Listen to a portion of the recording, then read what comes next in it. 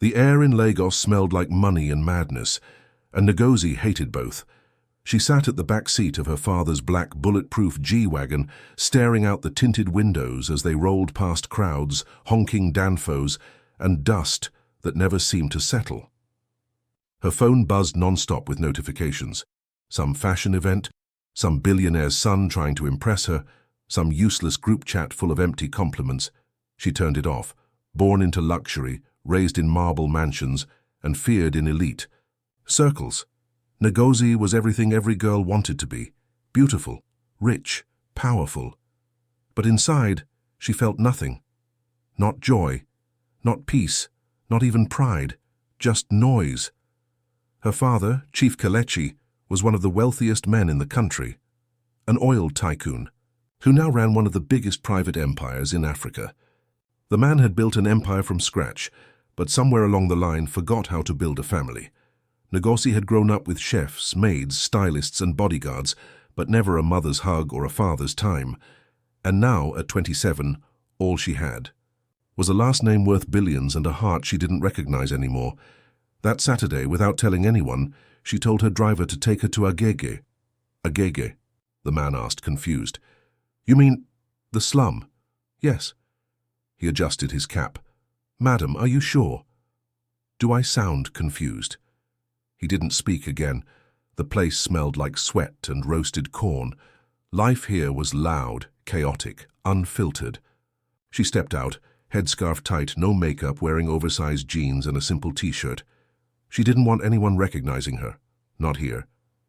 She walked into the soup kitchen, one of those small NGO-run spaces that served jollof rice and cold.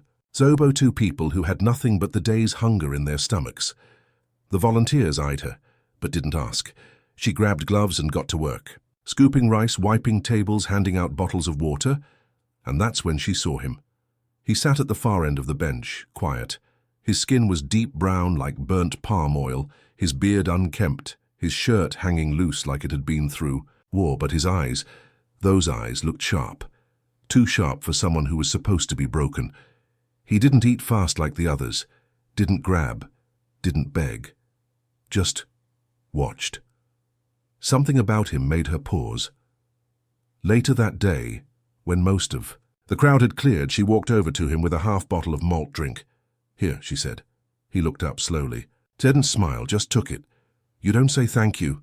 I don't thank people who give to feel good about themselves, she blinked. Excuse me. You're not here for them, he said, nodding toward the hungry faces. You're here for yourself. And who the hell are you?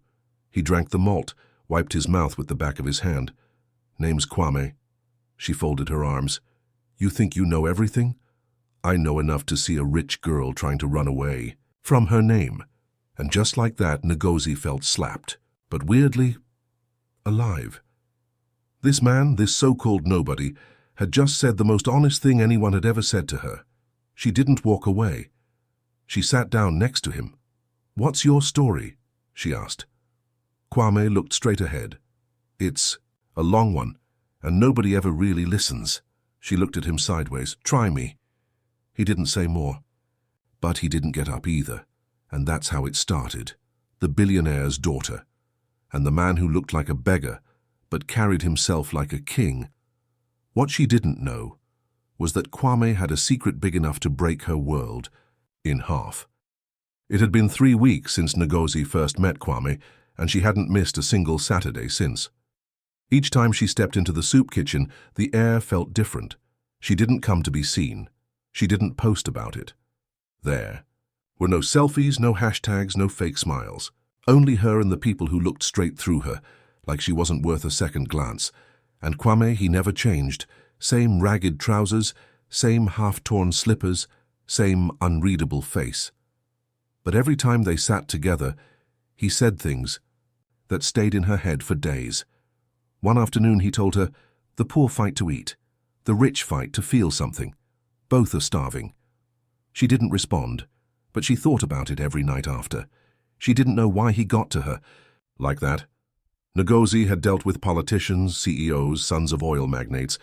She could crush egos with one stare, shut down gossip with a single sentence. But Kwame didn't play that game. He didn't care about her money, her beauty, or her name. That's what scared her the most. He made her feel exposed. That day she found him sitting alone in the corner, scribbling something on a torn piece of newspaper with a broken pencil stub. "You write now?" she asked, dropping next to him. Kwame didn't look up. "I think." "About what?" "About how this country wears masks. Rich people pretending to care, poor people pretending to cope, everyone acting like they're okay." She stared at the side of his face, his cheekbones sharp under the fading sunlight. "You're not like the others here." He put the paper down. "Neither are you." Their eyes met. Something passed between them, not love, not yet, but something dangerous, something soft and sharp at the same time. "You still haven't told me who you really are," she said quietly. Kwame leaned back. "What if I'm just what you see?" "You're not. You speak too well, you think too deeply. You're either a philosopher in disguise or a con artist." He smirked. "Maybe I'm both." She smiled back, then grew serious. "What happened? To you, Kwame?" A pause. He stared ahead for a long time before answering. "I used to wear suits and sit in meetings with men who smelled like corruption and power. I smiled for cameras. I gave speeches. But one day I woke up and realized I was becoming the same beast I used to hate." Ngozi's breath caught. That was the most personal thing he'd ever said. "What did you do?" "I walked out, dropped the name, dropped the title, dropped everything. But why?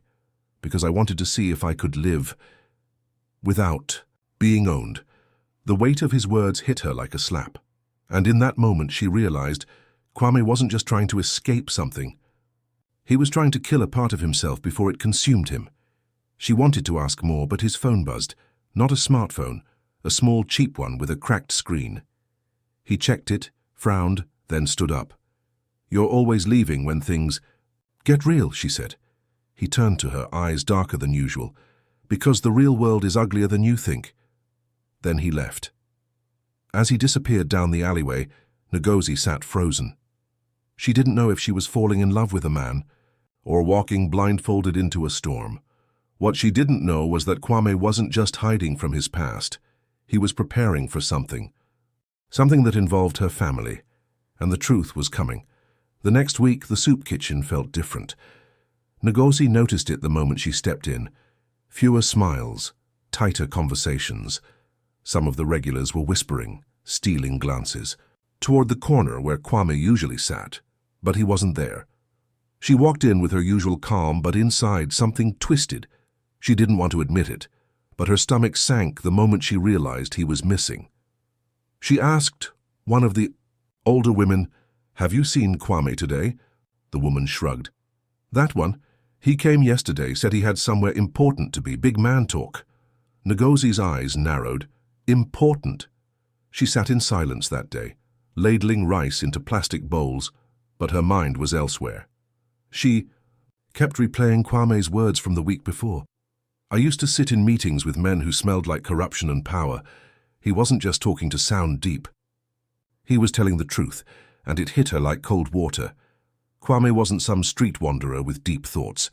The way he moved, the way he observed, the way he spoke about systems, leadership, survival, it was too sharp, too structured. He spoke like someone who had held power, like someone who still did. But why the hell would a man like that be living among people with nothing? She needed answers. And that's when she made a mistake. She told her father about him. It was casual.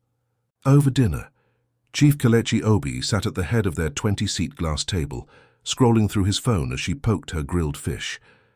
"There's this guy at the soup kitchen," she said carefully. "He's different." Kelechi didn't even look up. "Poor. Homeless, maybe. But smart. Speaks like a professor. I think he used to be someone." Now Kelechi's head lifted, slowly. "Name?" "Kwame. That's all I know." A silence stretched across the room. Kelechi's jaw tensed for just a second, barely noticeable, but Ngozi caught it. Then he smiled. "A girl like you? Talking to homeless men now?" She pushed her plate away. "A girl like me is trying to breathe." Chuckled, then turned back to his phone. Be careful, the streets don't love anybody. But that night, after she'd gone to bed, Chief Kelechi made a call. Find me a man named Kwame. Age? Maybe early 30s. Been seen around Agege. I want everything. Now. The next day, Ngozi returned to the soup kitchen. And there he was, Kwame.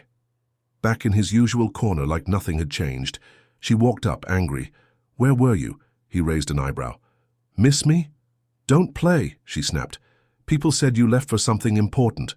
He leaned forward, arms resting on his knees. Are you checking up on me now? I just want to know who I'm talking to. Kwame's eyes darkened. Careful, asking too many questions can change everything. She stepped closer, barely inches from his face. Then tell me, who the hell are you really? He stared at her for a long second, then said something that shook her to her bones. You're not ready for the truth, Ngozi, but it's already coming for you. He stood up and walked away again, disappearing into the Lagos dusk. And for the first time, Ngozi felt it in her gut. This wasn't some twisted romance with a poetic homeless man. This was something big, something dangerous, something tied to her family in ways she wasn't ready to accept.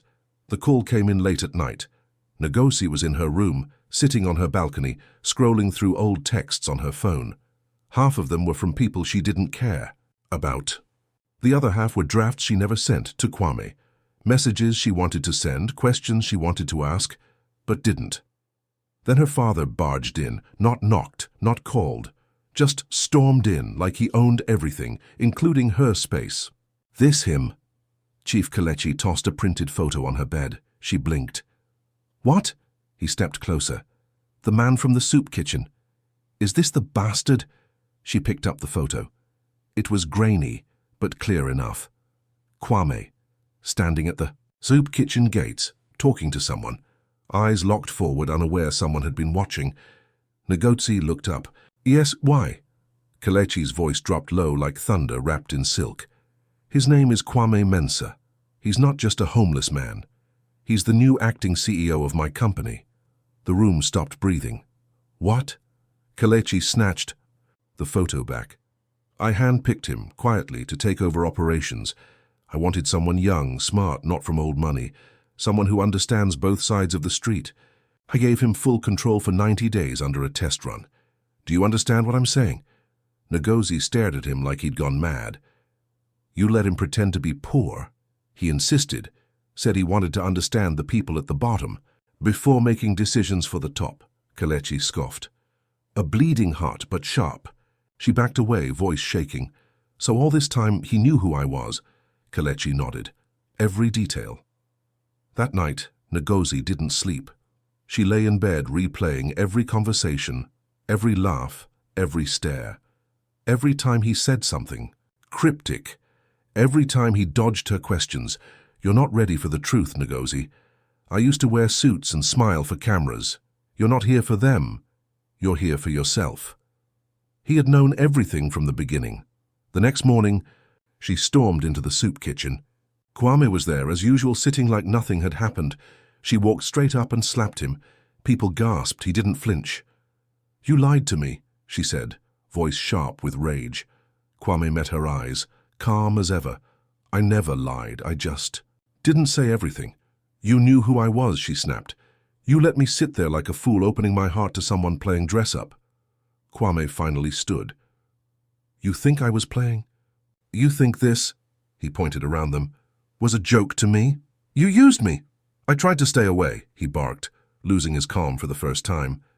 But you kept showing up. And then I forgot the plan. I forgot the titles. It was just you. People stared. Nobody moved. Kwame stepped closer. Every word I said to you was real.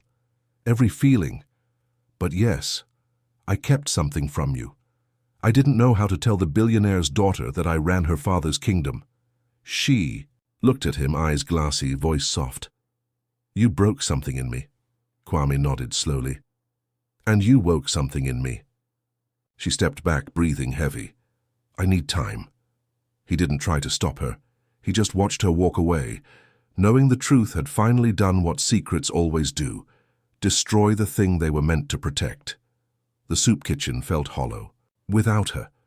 For 2 weeks straight, Kwame showed up at the usual time, sat at the same corner, listened to the same noise, but it all felt dead. Ngozi hadn't returned. No messages, no signs, not even rumors. It was like she'd vanished from the world that brought them together. And Kwame hated himself for missing her. He'd been in boardrooms with billionaires, made decisions that moved entire industries, but nothing had ever felt as powerful or painful as the look she gave him before walking away. It wasn't anger in her eyes, it was betrayal, and that cut deeper than any slap. He wanted to call her. He had her number. Chief Kelechi had given him full access when he first took over, but something about reaching out now felt wrong, like he didn't deserve the right.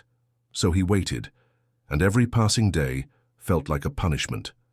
Meanwhile, Ngozi sat alone in a beach house 2 hours away from Lagos, where no one could find her. She had blocked her father, ignored her friends, deleted her social apps. She just sat by the sea every day, letting the waves crash and roar while her mind replayed every damn second with Kwame. She had trusted him, not just with her time, but with her real self. The part of her that never got to breathe in her rich girl world. She had stripped herself down, shown her heart, let herself feel, only to realize she was falling for someone who had been playing a game she didn't even know existed. But what hurt most was that she missed him, his silence, his brutal honesty, the way he made her feel like a person, not a billionaire's daughter. She'd never had that before, and now she wasn't sure she'd ever find it again. One night, as she sat watching, the moon skimmed the sea, her phone buzzed. A text. Kwame. I never lied about how I felt. I only hid what I was. And I regret that every day. She stared at the message for a long time. Her fingers hovered over the screen. Then she turned off the phone. Back in Lagos, Chief Kelechi was furious. This is exactly why you shouldn't mix business with nonsense, he shouted at Kwame during a meeting. Kwame stayed silent. You were sent to fix this company, not fall. Into bed with my daughter. Kwame's jaw tightened. I never touched her. I respected her. Kelechi laughed bitterly. You respected her by pretending to be trash. Kwame stood, calm but cold. You've built an empire, Chief, but you've failed at building a daughter who feels anything but invisible. The room fell silent. Then Kelechi leaned forward. Step down. Kwame blinked. What? You heard me. Step down. I don't care what report you're working on. My family comes before your morals. Kwame didn't flinch. He looked the man dead in the eye. You want your company back? Fine. But one day your daughter will know who truly saw her. He left the room. No apology, no begging, just fire in his chest and silence in his steps. The ocean had given Ngozi silence, but it hadn't given her peace. She stared at her own reflection in the glass window of the beach house, her face tired but sharp. A storm had passed through her heart, and now the winds were settling. And in the quiet, only one thing remained. Truth. She wasn't a child anymore. She wasn't her father's puppet, and she sure as hell wasn't going to let one mistake, one secret, decide how her story ended. She packed her bags, got into her car, and drove back to Lagos with no music on, no calls answered, just a plan burning in her chest. Back in the city, news had already spread. Kwame had officially resigned from Nkemdilim Global Group. The media didn't know why. Rumors talked about boardroom politics, pressure from above, a mystery scandal. But Ngozi knew the truth. Her father had pushed him out. Because of her, she didn't go home. She walked straight into the company's headquarters, dressed in all black, her face cold, her walk confident. People stared. Assistants froze. No one dared to stop her. She marched into her father's office without knocking. Kelechi was on the phone yelling at someone. When he saw her, his face went blank. You disappeared for 2 weeks, and now you barge in here like a... Where's... Kwame? He sighed. Gone. I sent him packing. It was the right thing to do. No, it was the coward's thing to do. His eyes narrowed. He manipulated you. No, she said, stepping closer, voice sharp. He treated me like a human being, which is more than I can say about most people in this damn building. Kelechi leaned back. He lied to you. And you've lied to me my entire life. Silence. Ngozi pulled a folded piece of paper from her bag and threw it on the table. What's this? My request to join the board. His mouth opened, then closed. You're serious? I'm done waiting for power to be handed to me. I'm taking it now. You think you can run this place just because you want to? No, she said. I think I can because I've lived both sides now, the penthouse and the pavement, and that gives me more right than half the leeches you have sitting in your boardroom. He stared at her, his daughter, like he was seeing her for the first time. You're making a mistake, he warned. I already did, she replied. Letting you run my life. She turned to leave, but paused. And for the record, if Kwame still wants to lead this company, I'll stand beside him, not behind you. She slammed the door behind her. That night, Kwame sat alone in his tiny flat. No driver, no assistant, no suit. Just him and the silence he thought he wanted. Then the knock came. He opened the door slowly. Ngozi stood there, in jeans and a hoodie. No makeup, just fire in her eyes. You left without a fight, she said. Kwame blinked. You told me to give you time, and I took it. Now I'm here. He didn't speak. She stepped inside, looked around at the tiny space. No luxury, no shine, just truth. I'm not here to beg, she said. I'm here to build. With or without you, Kwame exhaled. What about your father? He'll either watch me rise or watch me burn everything down. Their eyes met. For the first time, no lies, no secrets, no masks. Just two people who had been broken in different ways, now daring to put something real together. 3 weeks later, Lagos was buzzing, but not from the usual chaos. It was buzzing because of them, Ngozi and Kwame. Not in tabloids, not on gossip blogs, not in fake photo shoots, but in boardrooms, startup spaces, and strategy circles. Together, they had launched a new company, small and sharp like a blade in the dark. NKO Rise, Ngozi, Kwame, and opportunity. It started with a simple mission, investing in the forgotten, street vendors, school dropouts, market women, talented nobodies with ideas but no capital, people who had lived the life Kwame had walked through and Ngozi had dared to enter, and within days, the city started to notice. While Chief Kelechi's empire sat fat and bloated at the top, slow with age and arrogance, NKO Rise moved like wildfire on the streets. Every young hustler wanted in, every struggling mother saw hope. And suddenly the name Kwame wasn't whispered in back alleys, it was shouted in meetings. And Ngozi? She wasn't just the daughter anymore. She was a storm in heels and fire. She handled press, confronted billionaires, and shut down disrespect.